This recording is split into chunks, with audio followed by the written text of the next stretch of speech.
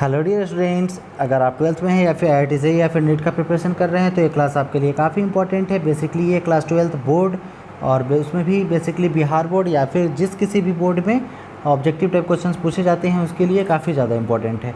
तो हम लोग क्लास 12 का जो चैप्टर 1 है NCERT के according electric charges and fields, उसका क्वेश्चन नंबर 40 तक कंप्लीट कर लिए थे। अगर वो आप नहीं देखे हैं तो उसका लिंक इसका डिस्क्रिप्शन में है, आप वहाँ से देख सकते हैं। तो आज के क्लास में हम लोग क्वेश्चन नंबर 41 से स्टार्ट करेंगे। तो चलिए फटाक से स्टार्ट करते हैं। 41 नंबर क्वेश्चन है, the electric field intensity E near an infinitely long conducting and charged cylinder is. देखिए इस तरह का क्वेश्चन पूछे कि एक यूनिफॉर्मली चार्ज्ड सिलेंडर जो इनफाइनाइटली लॉन्ग है, इस पर हमारा चार्ज कुछ फैला हुआ है इस तरह से, इसके कारण इलेक्ट्रिक फील्ड का वैल्यू कहीं पर भी किसी एक पॉइंट पर कितना होगा। या तो क्वेश्चन इस तरह का होगा या फिर यहाँ जो जिक्र किया है सिलेंडर का, इस सिलेंडर के बदले आपको एक इनफाइनाइटली लॉन्ग चार्ज्ड वायर भी बोल सकता है। लॉन्ग बोले या हमारा वायर बोले या फिर सिलेंडर बोले, दोनों एक ही कंडीशन है। दोनों का एक ही फॉर्मूला होता है lambda by 2 pi epsilon naught into r.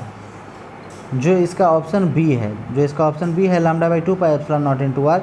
या फिर कभी कभी ऑप्शन में आपको क्या देगा, 2 lambda by 4 pi epsilon naught into are.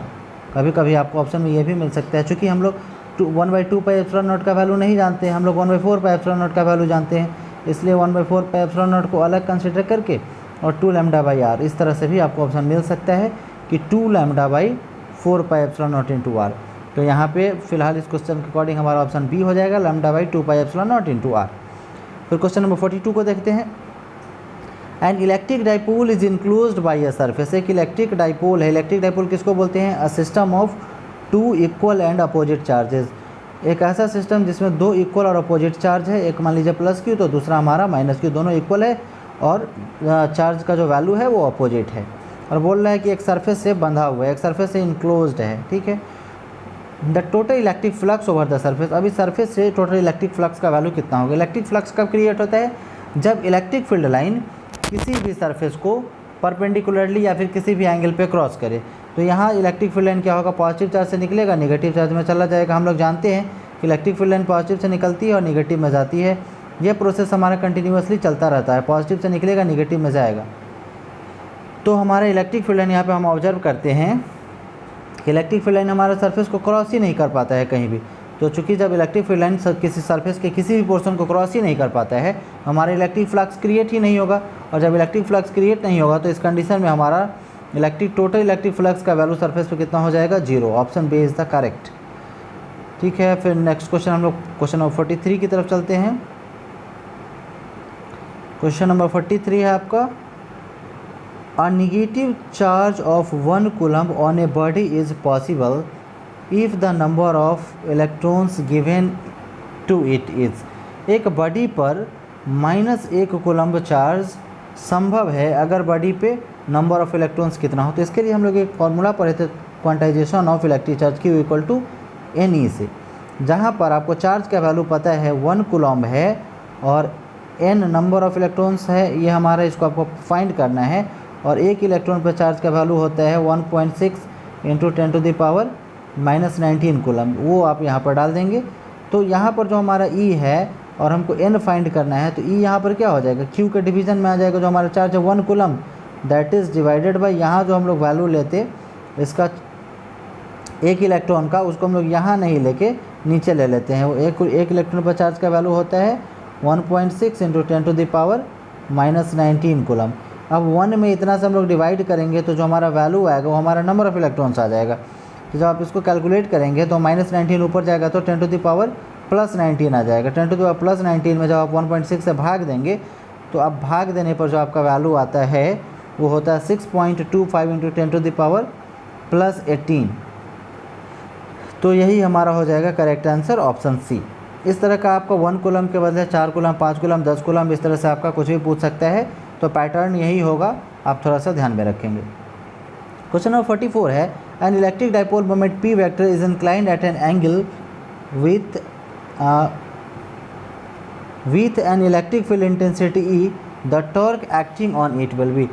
इस तरह का टॉपिक हम लोग पहले से पढ़े हुए कि अगर यूनिफॉर्म इलेक्ट्रिक फील्ड लाइन इस तरह से हो, यूनिफॉर्म इलेक्ट्रिक फील्ड लाइन में अगर कोई इलेक्ट्रिक डाइपोल इस तरह से रखा हुआ हो, इलेक्ट्रिक डाइपोल में मान लीजिए कि ये हमारा निगेटिव चार्ज वाला है और ये हमारा पॉजिटिव चार्ज वाला पोर्शन है, तो यहाँ पे जो हमारा इलेक्ट्रिक फील्ड लाइन इधर जा रहा है, इलेक्ट्रिक फील्ड लाइन ई, ये किसके कारण जा रहा है?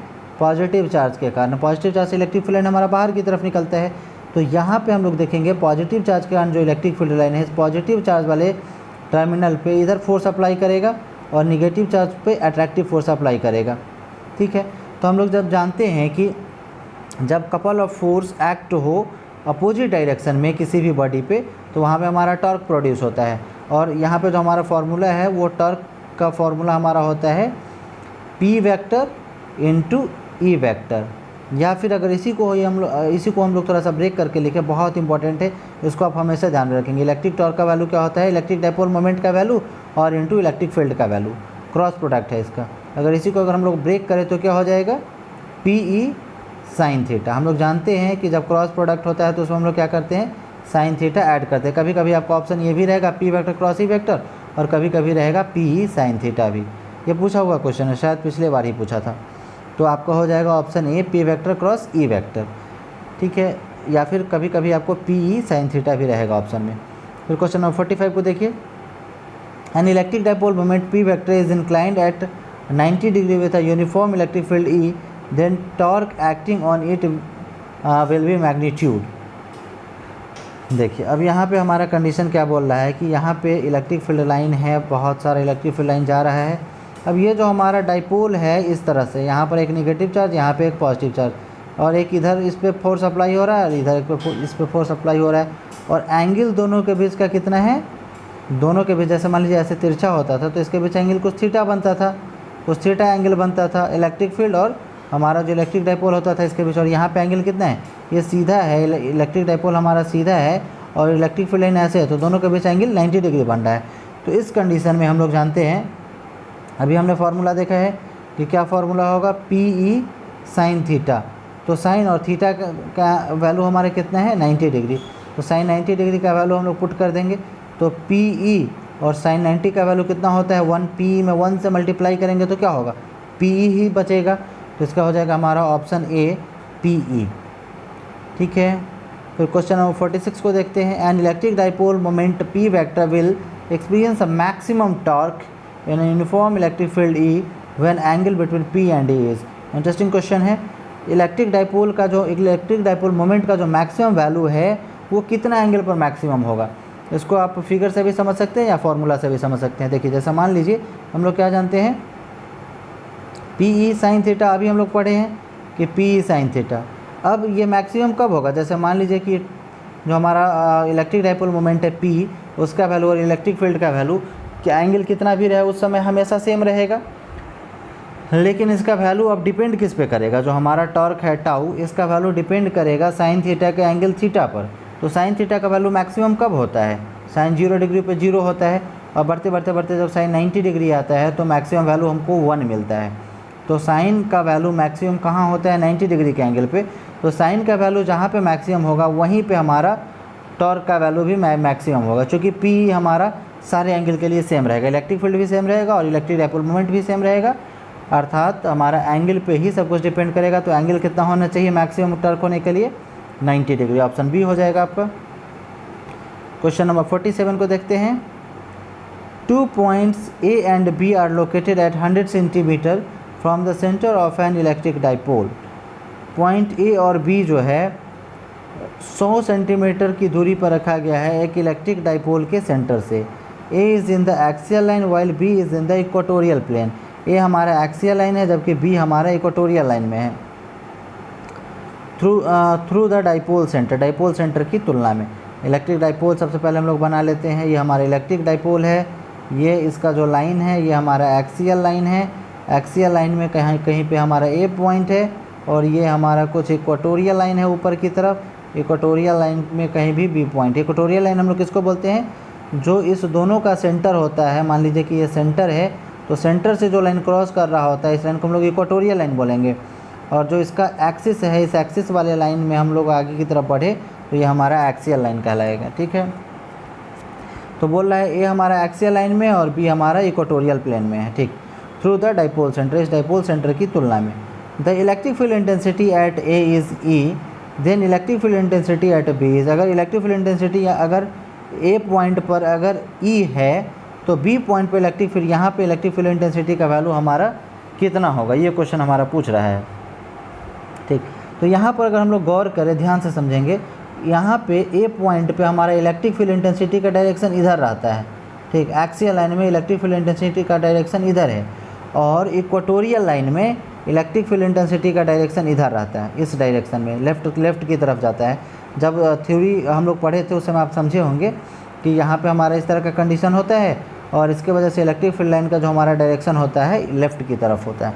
तो एक तो डायरेक्शन दोनों का अलग रहेगा, एक्सियल का इधर है इस डायरेक्शन में और इक्वेटोरियल का इस डायरेक्शन में है, डायरेक्शन दोनों का अलग है। अच्छा, अब फिर हम लोग पढ़े थे कि हमारा जो इलेक्ट्रिक फील्ड एक्सियल लाइन का जो फार्मूला होता है वो हमारा 2 टाइम्स होता है। जैसे एक्सियल का हमारा होता है 2p vector by 4 pi epsilon naught into r square, जबकि इक्वेटोरियल का होता है सिर्फ p vector by 4 pi epsilon naught into r square.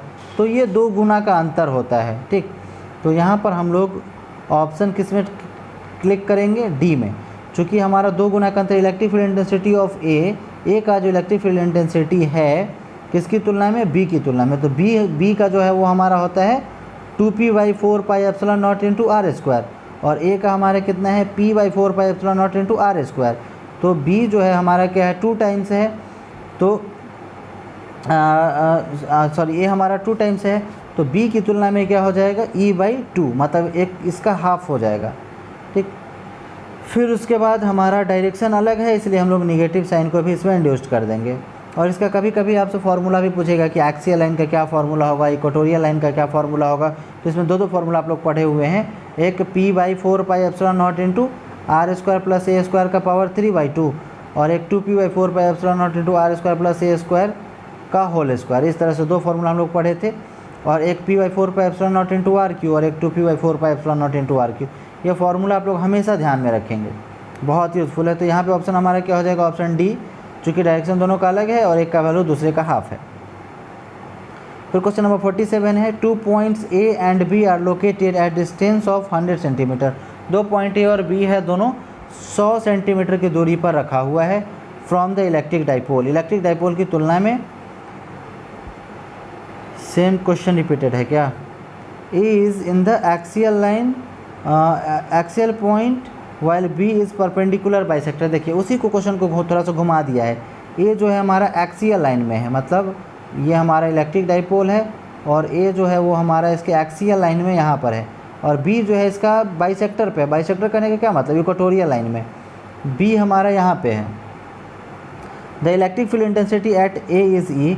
ए पे अगर इलेक्ट्रिक फील्ड इंटेंसिटी हमारा ई है तो बी पे हमारी इलेक्ट्रिक फील्ड इंटेंसिटी कितना होगा, तो ए पे कितना है 2p by 4 pi epsilon naught into r q, तो बी पे कितना होगा इसका हाफ, समझ रहे हैं, मतलब माइनस ई बाई 2। इसका डायरेक्शन इधर है और इसका डायरेक्शन इधर, इसलिए हम लोग माइनस सिंबल लगाएंगे और इसके इलेक्ट्रिक फील्ड का हाफ यहाँ पे होगा, तो यहाँ पे हम लोग इलेक्ट्रिक फील्ड का वैल्यू डाल देंगे माइनस ई बाई 2। देखिए बस क्वेश्चन में थोड़ा सा चेंजेस है। इस तरह का क्वेश्चन मान लीजिए कि अगर ये क्वेश्चन आप नहीं भी पढ़े होते तो पिछले कॉन्सेप्ट के आधार पे क्वेश्चन नंबर 46 के आधार पे आप इसको सॉल्व कर सकते थे। तो थोड़ा बहुत इस तरह से आपको मिल सकता है, जो हो सकता है कि उस तरह का क्वेश्चन आपको नहीं दिखा हो, लेकिन इनडायरेक्टली उस तरह का क्वेश्चन आपको दिखा हो, तो उसकी हेल्प से आप लोग थोड़ा सा सॉल्व करेंगे। एग्जामिनेशन हॉल में जितना ज़्यादा आप दिमाग चलाएंगे उतना ज़्यादा आपका काम होगा बेहतर ढंग से।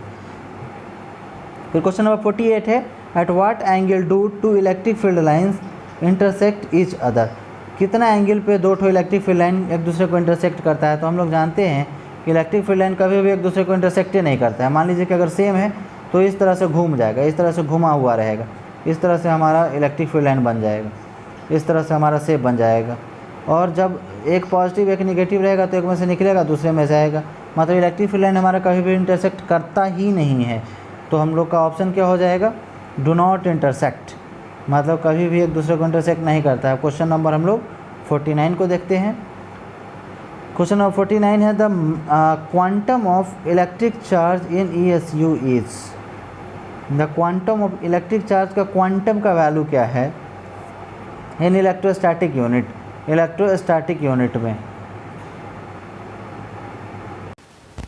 क्योंकि ये ESU में पूछ रहा है, ये हमारा CGS यूनिट है, तो CGS यूनिट में इसका वैल्यू हो जाएगा हमारा 4.78 इंटू 10⁻⁻10। जो हमारा ESU में इलेक्ट्रिक चार्ज का वैल्यू हो जाएगा CGS सिस्टम में हो जाएगा 4.78 इंटू 10⁻10। अगर SI में पूछा होता तो हम लोग ये ऑप्शन लेते 1.6 इंटू 10⁻19। तो फिर हम लोग क्वेश्चन नंबर 50 को देखते हैं। The electric dipole moment of N electric dipole made up of two opposite charges having magnitude +3.2 into 10⁻19 coulomb and -3.2 into 10⁻19 coulomb separated by a distance 2.4 into 10⁻10 metre. Electric dipole moment का हमको value find करना है, जिसमें से दोनों charge का value हमारा same है और अपोजिट है। कितना है चार्ज का वैल्यू? 3.2 इंटू 10⁻19 और यहाँ पर -3.2 इंटू 10⁻19 और दोनों के बीच का जो डिस्टेंस है हमारा 2a का वैल्यू कितना है? 2.4 इंटू 10⁻10 मीटर। अब यहाँ पे हम लोग इलेक्ट्रिक डाइपोल मोमेंट का फार्मूला जानते हैं, P इक्वल टू होता है Q इंटू 2a। तो हमारा P का वैल्यू हमको पता है, यहाँ पे Q का वैल्यू, चार्ज का वैल्यू हमको पता है, दोनों सेम है, तो दोनों में से कोई एक चार्ज का वैल्यू ले लीजिए और इंटू मल्टीप्लाई कर दीजिए। जो डिस्टेंस है यहाँ पर 2.4 इंटू 10⁻10 मीटर, इससे मल्टीप्लाई कर दीजिए, जो हमारा वैल्यू आएगा वो हमारा आंसर हो जाएगा। तो मल्टीप्लाई करने पर हमारा इतना आता है 7.68 इंटू 10⁻29 किलोमीटर। तो आप इसको और इसको दोनों को मल्टीप्लाई कर दीजिए, जो हमारा वैल्यू आएगा वही हमारा हो जाएगा करेक्ट आंसर। तो फिर हम लोग नेक्स्ट क्लास में मिलते हैं क्वेश्चन नंबर 51 से 60 के साथ। तब तक आप लोग अपना ख्याल रखिएगा, अच्छे से रहिएगा। तब तक के लिए बाय बाय।